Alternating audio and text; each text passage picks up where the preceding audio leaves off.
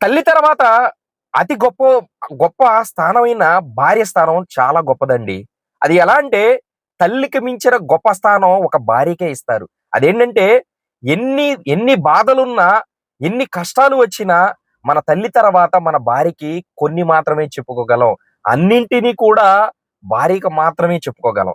అయితే ఈ భార్యాభర్తల సంబంధాలలో కొన్ని గొడవలు జరిగిన తర్వాత మనల్ని అవతల వాళ్ళు ఎలా చులకనగా చూస్తారనంటే, చిన్న చిన్న గొడవలు జరిగిన తర్వాత మొట్టమొదటి స్థానం మన ఫ్రెండ్‌కి ఇంపార్టెంట్ ఇస్తాం. ఆ ఫ్రెండ్‌కి ఇంపార్టెంట్ ఇచ్చిన తర్వాత మన ఫ్రెండ్‌తో ఈ భార్యాభర్తల మధ్యలో గొడవలు జరిగిన తర్వాత మన ఫ్రెండ్‌కి తెలియజేయటం వల్ల, "అరే!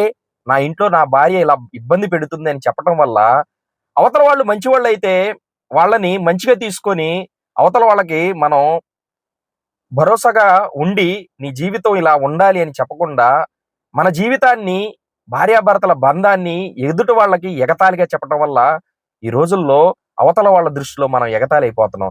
అలాగే ఇటు ఫ్రెండ్‌కి కొన్ని చెప్పుకోకూడదు. అలాగే కొంతమంది పెద్ద మనుషులకి చెప్పుకోవడం వల్ల, వాళ్ళు మనల్ని చులకనతో చూస్తూ ఉంటారు.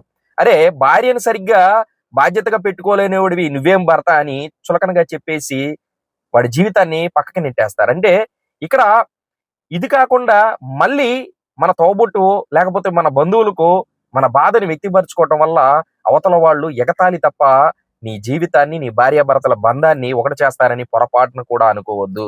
కేవలం మన జీవితాన్ని, మన భార్యాభర్తల జీవితాన్ని ఎన్ని కష్టాలొచ్చినా కూడా కేవలం భార్యకి చెప్పుకొని మాత్రమే మార్చుకోవాలి తప్ప, ఎదుటి వాళ్ళకి మనం ఏదైతే మన బంధువు, మన మిత్రువు, మన స్నేహితుడు అని నమ్మి మనం చెబుతామో, మన జీవితాన్ని ఎదుటి వాళ్ళ ముందు చులకనగా పెట్టేసుకొని, ఆ చులకనని మనల్ని కించపరిచేలాగా మాట్లాడే స్థాయికి వాళ్ళు దిగజారి మనల్ని కించపరుస్తా ఉంటారు. కాబట్టి భార్యతోటే మన బంధాన్ని అతి నిదానంగా, అతి వినయంగా మన బంధాలని, మన బంధుత్వం మన మన మన బంధురికాన్ని ఇలా మనం ఉంచుకోవాలని జెప్పేసి, ఒక బాధ్యతగా ఉంచుకోవాలని జెప్పేసి భార్యకి మాత్రమే చెప్పుకోండి. అవతల వాళ్ళకి చెప్పుకోవడం వల్ల చులకన తప్ప హ్మ్.